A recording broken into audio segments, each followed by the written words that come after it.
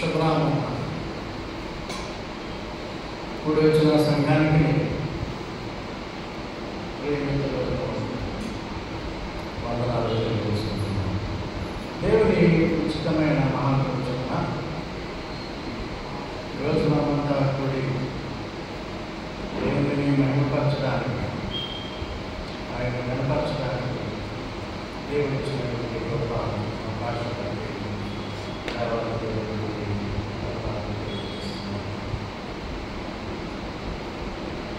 ఈరోజు మనం ధ్యానం చేయబడినటువంటి అంశము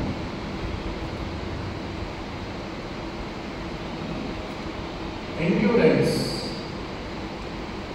అండ్ ట్రయల్. ఓర్చుకొనుట విజయము సాధించు. విశ్వాసులు ఎల్లప్పుడూ తమ జీవితాల్లో అనేకమైనటువంటి సమస్యలను మామూలు ప్రజలు ఎదుర్కొన్నట్లుగా ఎదుర్కోవాల్సి ఉంటుంది. అయితే విశ్వాసులలో ఓర్పు, సహనం ఇవి వారికి ఉండాలని ప్రభు చెప్తున్నారు. ప్రభు మన యేసు ప్రభు తన యొక్క జీవితంలో మానవునిగా ఆయన లోకంలో ఉన్నప్పుడు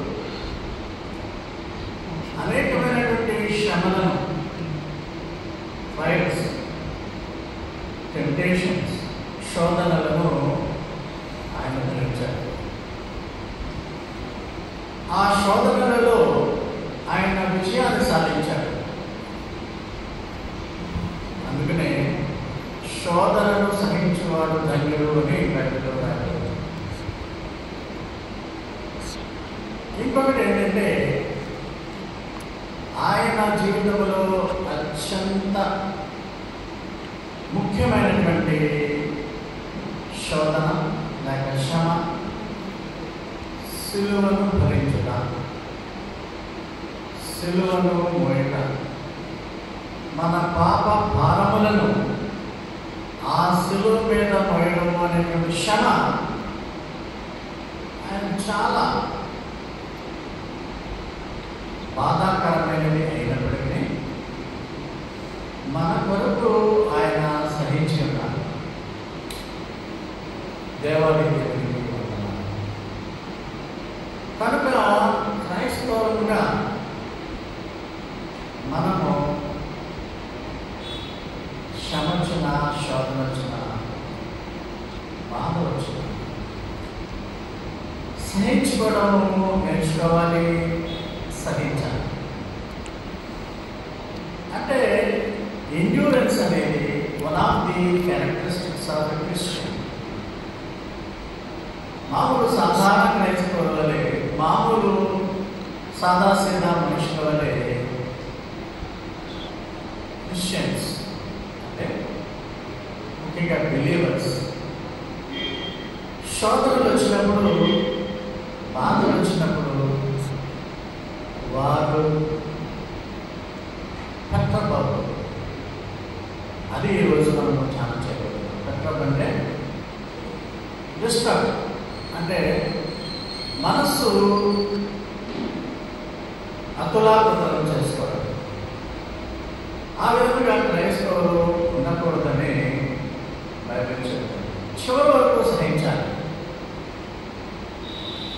అంటే ఎండ్యూరెన్స్, ఓర్చుకొనుట అనగానేమి అంటే శోధన వచ్చిన, వ్యతిరేకత వచ్చిన, ప్రతికూలత వచ్చిన దేవుని విశ్వాసం పైన ఆధారపడి క్రీస్తు శక్తికి కట్టుబడి ఉండాలి. ఆయన ఆజ్ఞలను పాటిస్తూ ఉండాలి. ఇది ముఖ్యంగా ఎండ్యూరెన్స్ యొక్క నిర్వచనం.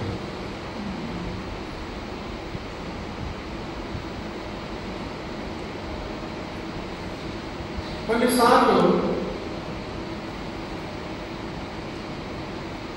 గొప్ప గొప్ప బిలీవర్స్ కూడా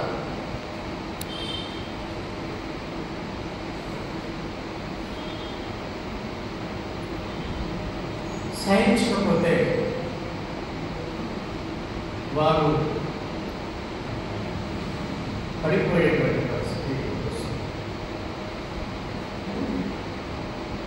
కనుక పడిపోవడానికి కారణం ఏంటంటే, విశ్వాసం నుంచి పడిపోవడానికి గల కారణం ఏంటంటే, శోధనను సహించే ఓరిక లేకపోవడం. కనుక మనం ఎప్పుడు కూడా మన మనస్సుల్లో, హృదయాల్లో భరించడము అనే దాన్ని మనము ఎల్లవేళలా గుర్తుపెట్టుకోవాలి.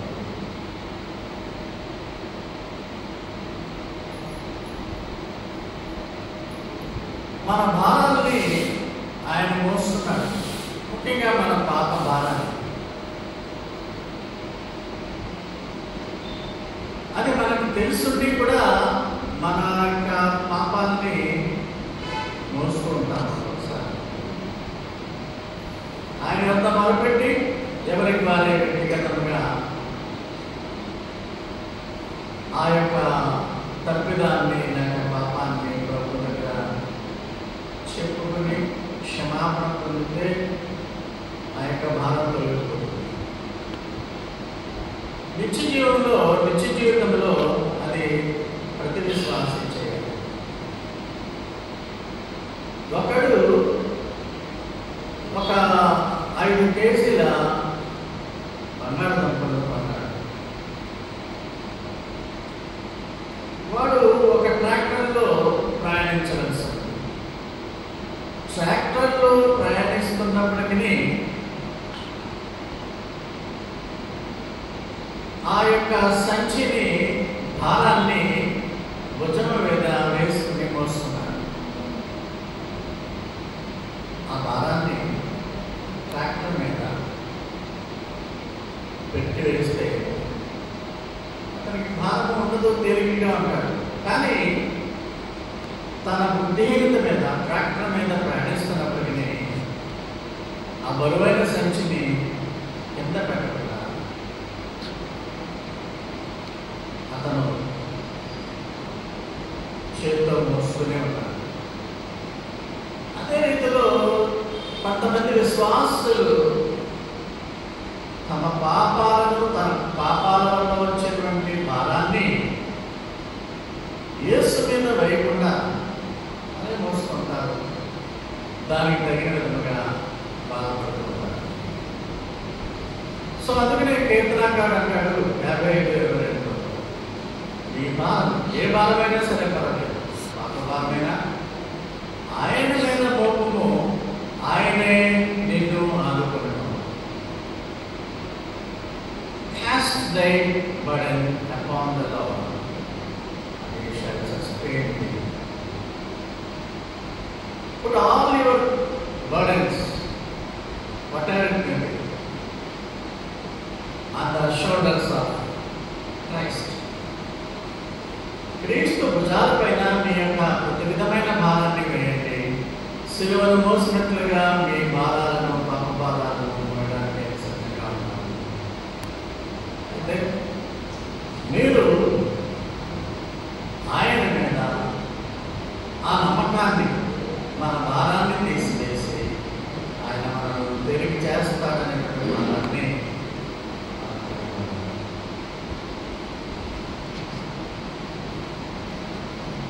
ఎండ్యూరెన్స్ లేక సహించడం, ఎండ్యూరింగ్ టు ద ఎండ్, అంతం వరకు సహించుట అనగా జీవితం అయిపోయే వరకు కానీ, యుగాంతము అయ్యే వరకు ఒకవేళ మనం ఉంటే యుగాంతము వరకు కానీ మనము కడవరకు క్షణాలను, బాధలను, ఇబ్బందులను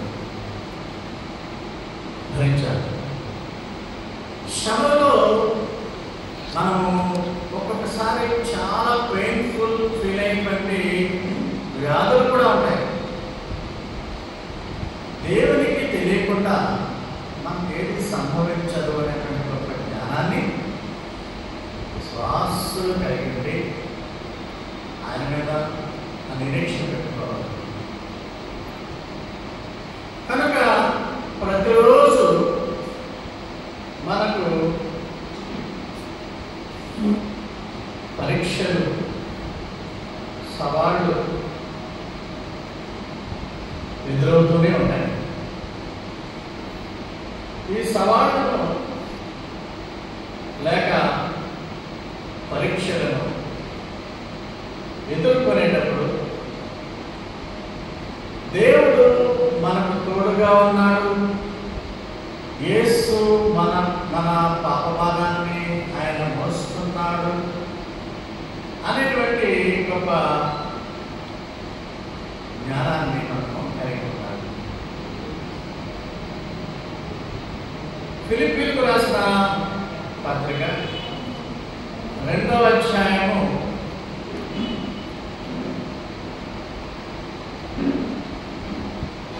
12-13 వచనాలు మనం చూస్తే,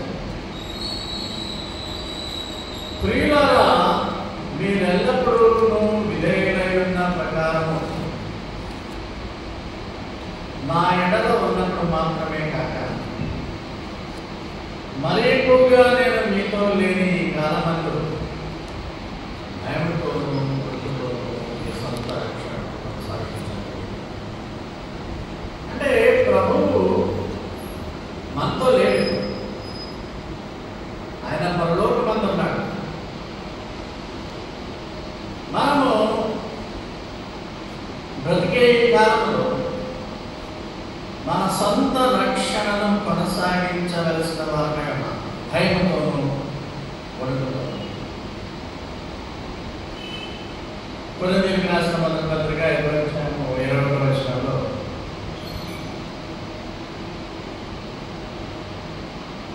మనం ఆయన యందు దేవుని నీతి అగునట్లు పాపమెరుగని ఆయన మన కోసము పాపముగా చేస్తాడు.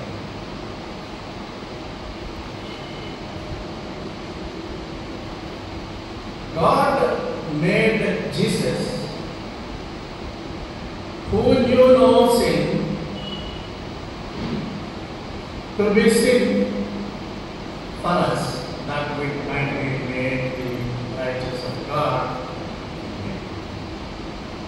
అంటే మనమందరము అనీతిమంతులైనప్పటికీ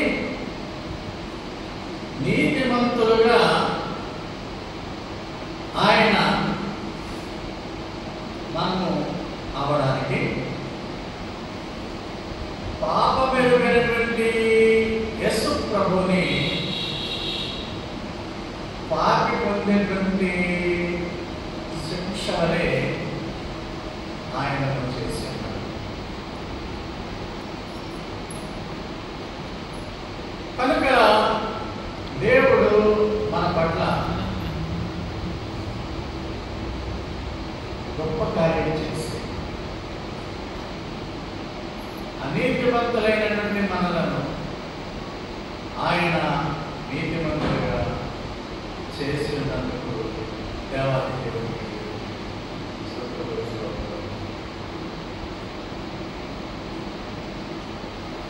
కొరింథీయులకు రాసిన 2వ పత్రిక 5:5 మనం చూస్తున్నది ఏంటంటే,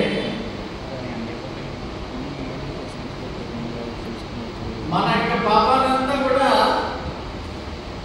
దేవుడు యేసు పైన వేసి యేసు పై ఆ యేసుకున్నటువంటి నీతిని మనకి ఇస్తున్నాడు.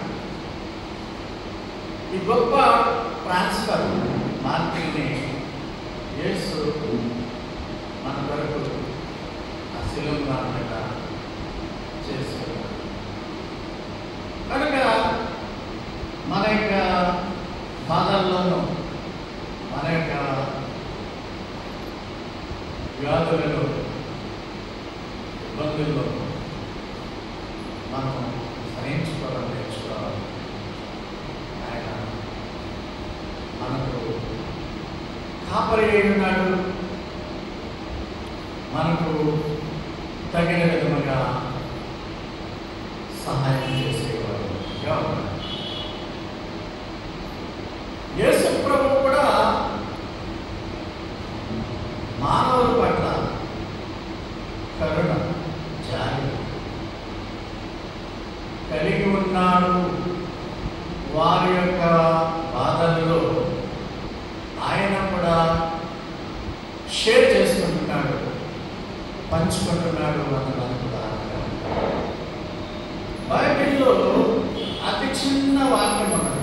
యోహాను సువార్త 11:35 చాలా చిన్న వాక్యం. ఇంగ్లీష్లో అయితే జీసస్ వెప్ట్ అని ఉంటుంది. Jesus wept. యేసు కన్నీరు విడిచినప్పుడు, కన్నీరు కంటే అప్రోప్రియేట్ దుఃఖించెను. యేసు ప్రభు వారు సాక్షాత్తు దేవుడే, మానవ శరీరంలో ఉన్నటువంటి దేవుడు. దేవుడు ఏడవడం ఏంటి అనేటువంటి ప్రశ్న మీకు రావచ్చు.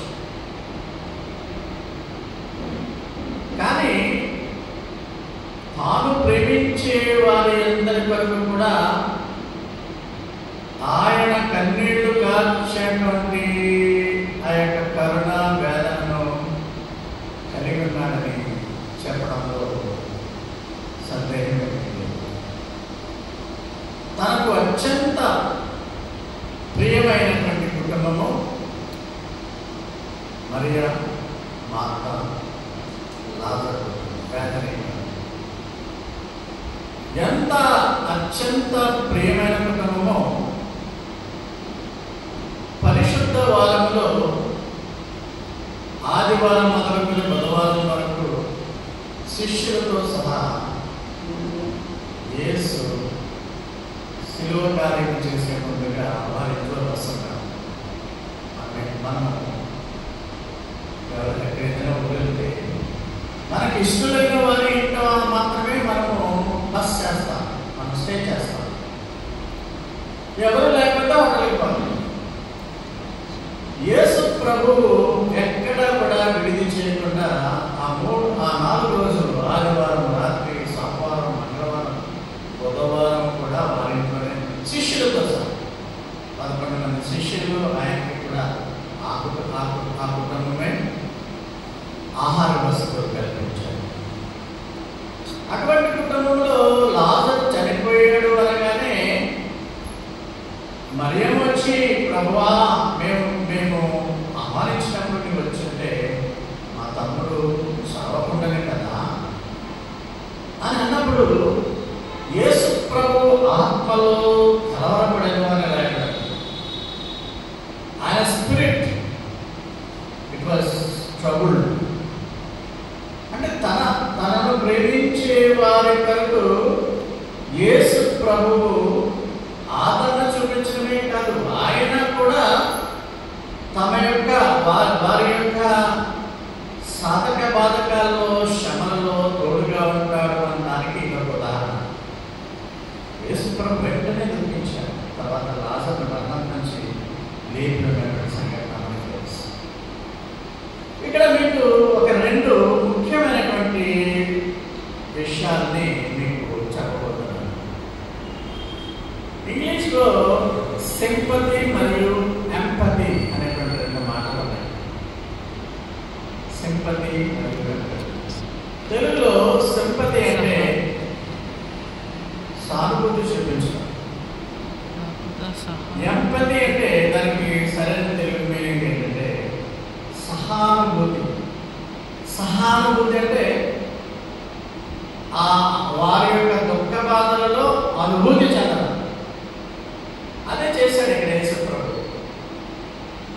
సింపతి కాదు. సింపతి అంటే పిక్చర్లో చూపిన విధంగా బాబు అయిపోయింది, ధైర్యంగా ఉందని చెప్పొచ్చాడు, బాధ కలిగి. అయితే ఎంపతి అంటే వారి దగ్గరికి వెళ్ళి, వారి ఇంటికి వెళ్ళి, వారి దుఃఖాల్లో, బాధల్లో స్నేహించడం అనేది ఎంపతి. ఈ ఎంపతికి మీ మాస్టర్ గారు గొప్ప ఉదాహరణ. నేను సింపతి చూపిస్తాను కానీ ఎంపతి చూపించడానికి అంతగా ముందుకు వెళ్ళలేదు. కానీ ఆమె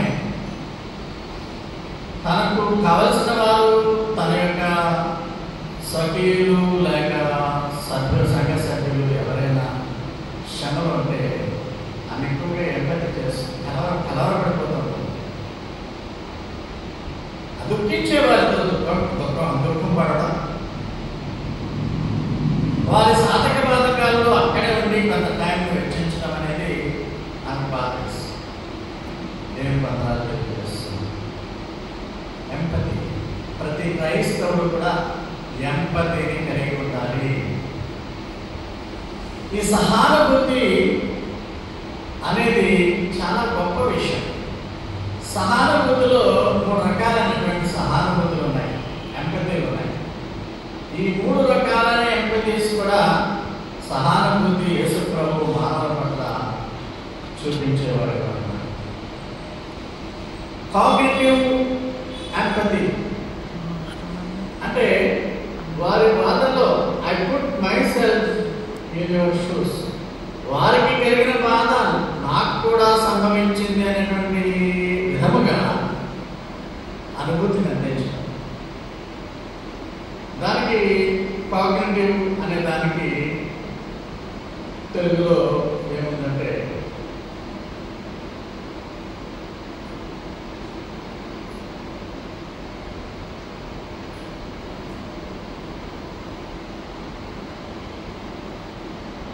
ఒక రకమైనటువంటి అభిజ్ఞాన అని తెలుగులో మనకు అర్థం కాదు ఆ వర్డ్ కూడా. అఫెక్టివ్ ఎంపతి, అది ఐ ఫీల్ విత్ యూ, నీకు కలిగినటువంటి నష్టము నేను నాకు కూడా కలిగింది అనేటువంటి విధముగా వాళ్ళని మాట్లాడచ్చు. Compensate empathy, I understand what you feel and what to help.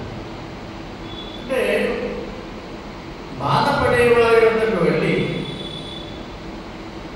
వారు దేని విషయమై బాధపడుతున్నారో, దుఃఖిస్తున్నారో దాన్ని తెలుసుకొని దానికి తగిన విధముగా సహాయం చేయడం కంపాషనేట్ ఎంపతి. ఈ ఎంపతి లేకపోవడం వల్లే ప్రపంచంలో ఇప్పుడు ఎంపతి అనేది పూర్తిగా తగ్గిపోవడం వల్లే సింపతిలు అందరూ చూపిస్తారు కానీ ఎంపతి చూపించేవారు తక్కువైపోవడం వల్ల ప్రపంచంలో స్వార్థపరత్వం బాగా పెరిగిపోయింది. మానవుల మధ్య ప్రేమలు నశించిపోయింది. ఈ విధముగా మానవుల మధ్య ప్రేమాభిమానాలు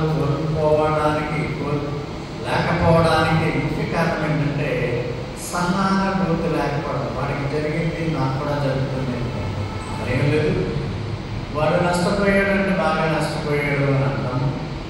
ఇట్లాగా ఎక్కువైపోయింది. కారణం ఏంటంటే మనిషిలో స్వార్థపరత్వం పెరిగిపోవడం. క్రైస్తవులుగా ఎన్నటికీ ఉండకూడదు,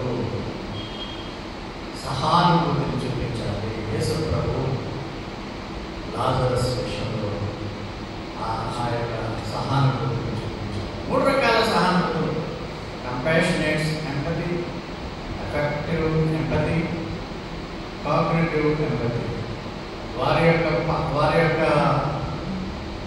షూస్లో, వారి యొక్క చెప్పుల్లో మన కాళ్ళు పెట్టే అన్నంతగా ఆదరణ చూపించాలి. కాబట్టి మన జీవితాల్లో మనము నేర్చుకున్న విషయం ఏంటంటే ఎంపతి. కనుకనే ఈ ఎంపతి అనేది తగ్గిపోతుంది. కాబట్టి స్కూల్స్లోనూ, హై స్కూల్లోనూ, కాలేజీల్లోనూ, కెనడా దేశంలో ఈ మధ్య ఈ సంవత్సరంలో అనుకుంటా ఎంపతి ఒక సబ్జెక్ట్గా ప్రవేశపెట్టారు. ఎంతసేపు కంప్యూటర్స్ చదువుకోవడము, ఏదో ఒక సైంటిఫిక్ మెథడ్లో టీచింగ్స్ చెప్పడమే కాకుండా మానవులకు కావాల్సినటువంటి ముఖ్యమైన ఎంపతి కూడా ఉండాలని ఆ ఒక్క దేశమే ప్రవేశపెట్టేది. Empathy is a most essential subject needed for the society today. ఇతరులను ప్రేమించడం లేదు, ఇతరులని జస్ట్ సానుభూతి చూపించడం. అసలు ఇతరులు బాధలు ఎందుకు పడుతున్నారు, సంఘంలో వారు ఎందుకు బాధపడుతున్నారు, ఆ బాధల్లో మనం కూడా షేర్ చేసుకోవడం, ఇటువంటివన్నీ కూడా ఈ దినాల్లో అయితే యేసు ప్రభు మనకు సహాయం చేయడానికి ఆయన సామర్థ్యము కలిగిన వాడని చెప్పడానికి హెబ్రీ గ్రంథకర్త 2వ అధ్యాయము 18వ వచనంలో అంటాడు, తాను శోధింపబడి శ్రమ పొందాడు కనుక ఆయన ట్రబుల్స్ సాతాను చేత ఆ 40 దినాలు ఉపవాసం తర్వాత మినిస్ట్రీకి ముందు 3 శోధనలు ఎదుర్కొన్నాడు. అలాంటి శోధనలు ఎన్నో ఎదుర్కొన్నాడు, ఆయన విజయుడయ్యాడు. అందుకనే శోధనలను సహించు విజయాన్ని పొందు అనేటువంటి టైటిల్ ఇచ్చాము ఈరోజు మెసేజ్. సహించాలి, ఫలించాలి. ఆయన శోధింపబడి శ్రమ పడ్డాడు కనుక ఆయన నమ్మిన వారికి శోధన వచ్చినప్పుడు సహాయం చేయగలిగిన వాడే ఉన్నాడు. Because he himself suffered, Jesus has suffered when he was tempted. శోధింపబడినప్పుడు ఆయన బాధపడ్డాడు, శ్రమ పడ్డాడు. So he is able to help those who are being tempted.